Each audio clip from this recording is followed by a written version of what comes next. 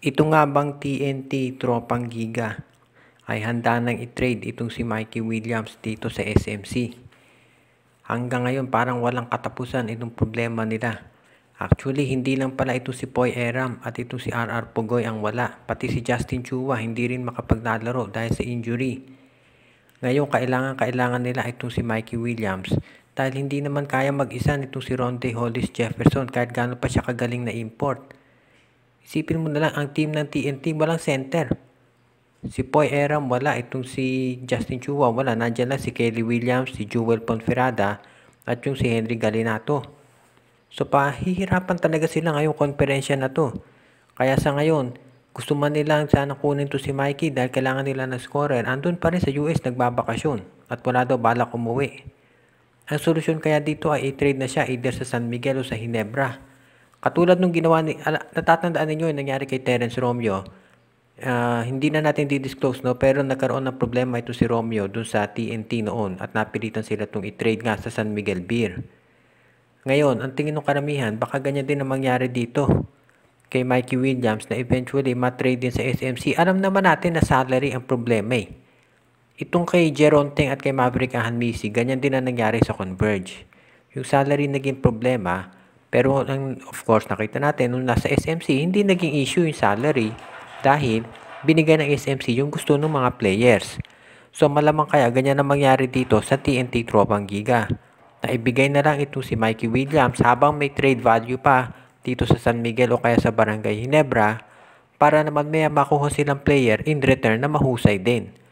Siyempre, lahat ng ito ang magdedepende pa rin sa kung ano magiging takbo ng negosasyon ng TNT at ni Mikey Williams. Pero wag na tayong magulat kung ito si Mikey mapunta sa Ginebra o San Miguel. Ayon dito sa Northport Batang Pier ay kinakausap na rin nila si Robert Bolick para magkaroon ng pagbabalik dito sa PBA.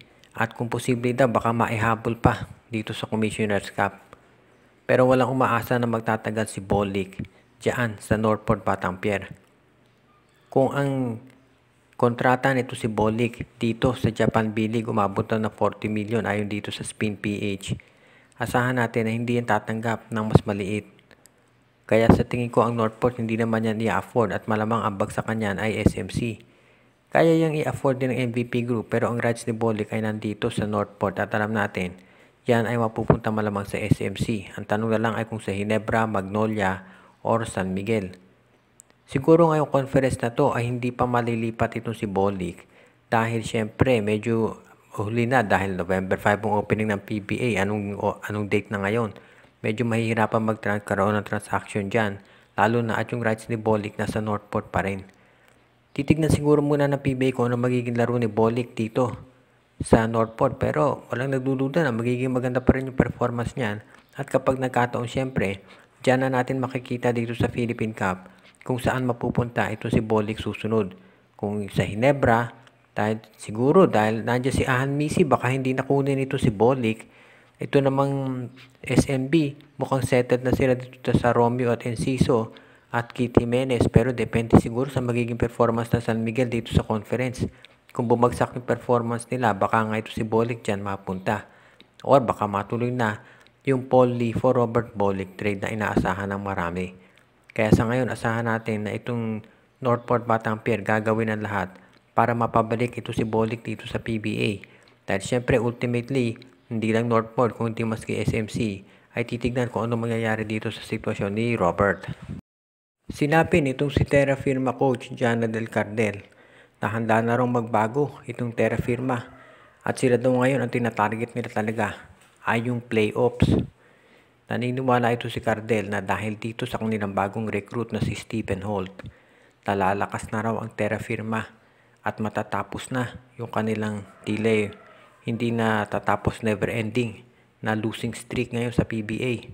At sinabi ng Terra Firma na handa na raw sila na palakasin talaga yung line-up.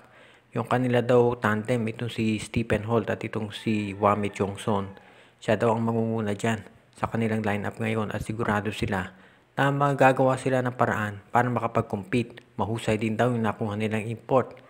Sinabi nitong si Coach Cardel na gusto ng alisin ng Terra Firma yung label na sila ay laging talunan. Kaya ngayon daw gagawin nila talaga ay palalakasin yung lineup. At of course, itong si Stephen Holt, mataas ang expectations dyan. Ang sabi ng iba, ang laro daw nito ay kombinasyon ni Mikey Williams at ni Stanley Pringle. Kaya tignan natin talaga kung mangyayari yan. Pero masasabi natin na si Coach Cardell, nung ini-interview siya ng media, ay very confident siya na talagang mag-iiba na ang tingin daw ng tao ngayon sa Terra Firma. At sinabi rin niya na kumpiyansa siya na darating ang panahon na talaga, actually, hindi lang darating ang panahon, itong conference na ito mismo, makikita raw natin kung paano magko-compete itong Terra Firma talaga. At naniniwala siya na sila ay makapapasok sa playoffs. Medyo mabigat na statement to dahil alam natin itong Terra Firma katulad ng Blackwater ay palaging na-eliminate ng maaga.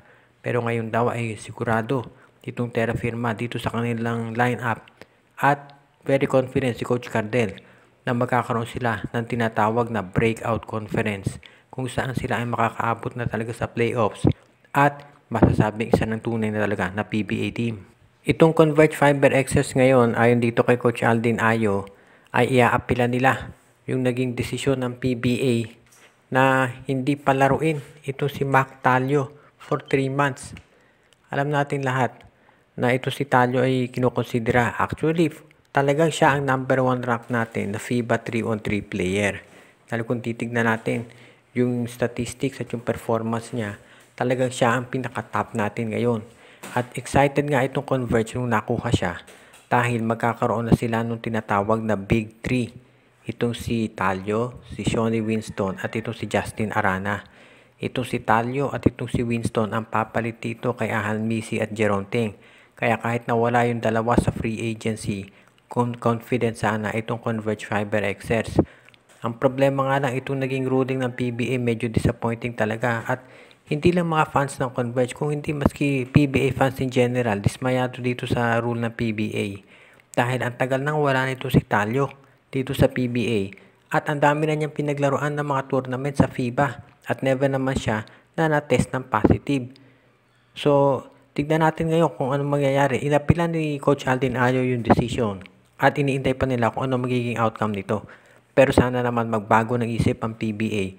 Dahil ang lumalabas dito, parang ginigipit na naman yung mga independent teams. Samantalang yung MVP at SMC ay palaging nakikinabang di umano dito sa mga lopsided trades. Kaya tignan natin kung ano magiging ruling ni Commissioner Willie Marshall at ng PBA Board of Governors pagdating sa ganitong bagay. At syempre, nakasalalay dito yung credibility ng PBA, hindi lang yung performance ng Converge. Shout out kay Joseph Pineda, Donel Santiago, Admond De Guzman, Jonald Mariari, Noel Corpus, Princess Yumi Corpus at Girly Baduria, Junjun, Angie, Patpat at B-Boy Matas, Joshua Giray, Espejo at Rosales family, John Mark Cantos, Jason Mendoza, Donel Santiago, Judy, Edwina, Jaira, Carl, Shaina at Jonah Villarosa, Edwin Carmona Jr., Ireneo Salangsang, OG, Len, Gia at Gio Santillana at Tagle family, Brian Andres, Dionisio Mercado, RG Bueno at Dalina family, Ronald Berbosidad, Jordan at Janre D. Malanta at Sid Maria, JJ Sibum, Rico Olarte, Katsakino Dukusin, si Reden, Elena, Laila at Bonbon Lansang at si Jonel Alagon at Celino Valles family.